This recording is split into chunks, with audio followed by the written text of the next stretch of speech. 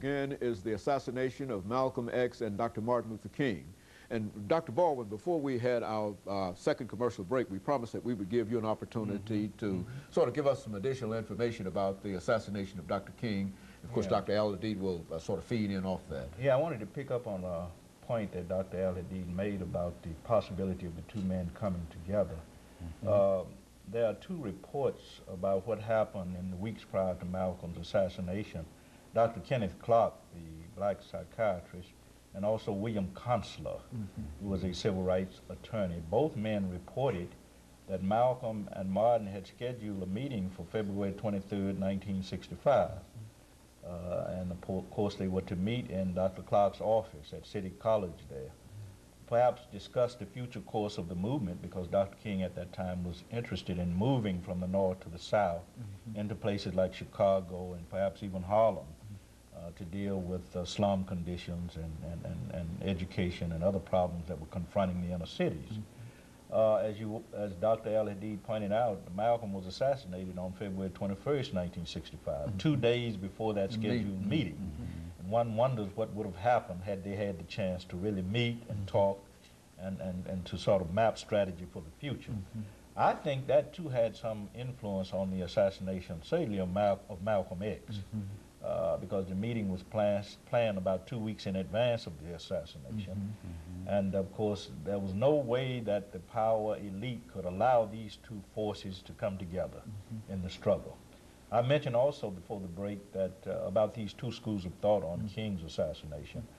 Now, in the early years, 1970, William Bradford Huey published a book called He Slew the Dreamer, and he advanced this lone assassin theory about James Earl Ray being the only assassin, and that theory has lasted up until now. Gerald Posner a couple of years ago published a book called Killing the Dream, where he advanced that same theory. But I think the prominent theory today is the conspiracy theory. Most of the scholars who deal with the assassination of Dr. King line up with that theory, arguing that that King's assassination resulted from a combination of forces from the intelligence community, organized crime, local police officials, and I tend to subscribe to that theory myself. You know, Dr. AAl-Hadid, Dr. Baldwin has indicated the violence associated with both these assassinations, but I think you also indicated during the break that this was also a period of the bloody 60s in which not only are we dealing with the assassination of King and Malcolm, but we're also dealing with others. Speak to that issue. Yes, it was the decade of the assassination of Medgar Evers, Robert Kennedy, John F. Kennedy, and there were a lot of things going on abroad, too, in terms of assassination of leaders or overthrows of governments.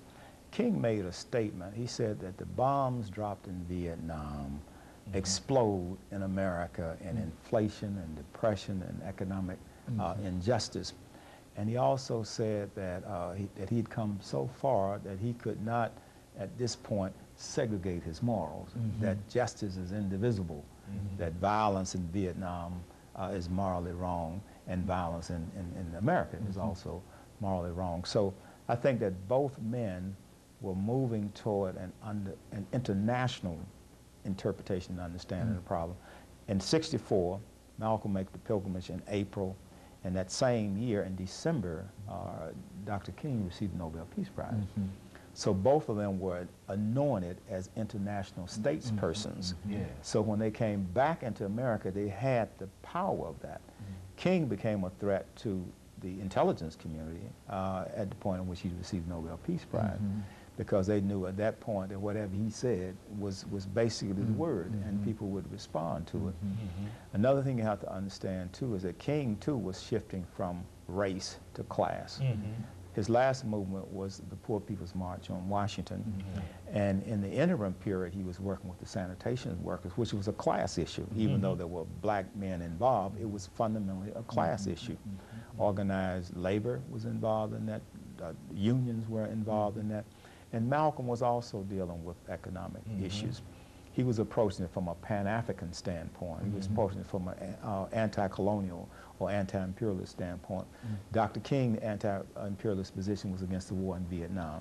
Malcolm's anti-imperialist position was against what America was doing in the Congo, what America was doing in Ghana, what America was doing with Egypt. So he was able to pull together allies in Africa, allies in the Muslim world, and if he had been able to get allies in the civil rights movement, then that case that he was trying to take to the World Court and the United Nations would have been very effective, because he would have had the full momentum of the African American freedom movement inside America, plus the freedom movement in Africa, Asia, and in the Muslim world.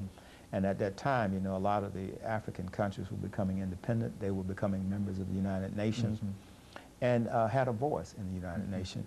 You also will remember that President King met with Johnson, and Johnson advised him to go and talk with Ralph Bunche and Chief Goldberg in the United Nations. Bunche tried to discourage him from coming out against the war in Vietnam. Of course, he was inside the United Nations working on behalf of the United States. So it was a very exciting time to have lived through that period, to have been of age during that period of time. And I think that we learned a lot. But unfortunately, with the forces of reaction coming down, and once Nixon came into power and the conservative element started, and all this massive campaign to eliminate the movement, then I think we started regressing. And when the 70s came in, things was just unraveling, coming apart at that time, because you didn't have these leaders. One other point I want to make real quick, and that is J. Edgar Hoover, who had started out being against Marcus Garvey. Then he developed this theory that he wanted to stop the rise of a Messiah. And so getting rid of Malcolm, getting rid of Martin Luther King was based on this mystical idea that he had of stopping the rise of a Messiah. And that's really what his obsession was with Malcolm, Martin, and Garvey. And all of these individuals represented to him the possibility and to that of a Moses rising up in modern day Egypt. Dr. Baldwin, over the last few minutes, let's have you to sort of say something in reference not only to these two assassinations, but in reference to where we can go from here to make our people much more sensitive in terms of what these individuals were able to accomplish and what they did for the movement entirely. I think in a sense with the assassination of King and Malcolm, the movement sort of turned the corner. Dr. AAl-Hadid made a comment that I think is important, because after the assassination of King, conservative political forces moved into power and tried in many cases to turn back the clock. I think what we have to make sure of today, and we've had to pay attention to this since the assassinations, is that the death of these men the deaths of these men don't mean what? The death of their ideals or the death of the struggle. And that's what I'm afraid of, because the movement changed with the assassination of Dr. King. Today, if you look in the black community, neoconservative forces have emerged. And you don't find the kinds of prophetic voices that existed with Malcolm X and King in the 1960s. We need to recapture that spirit of prophetic religion, of social activism that existed during that period, because we don't have it. We've become a part of the political processes in this country. Many of our major leaders are involved in those processes, some running for president. And I think that sort of stifles what could be strong prophetic voices, because Dr. King and Malcolm X operated outside of the system.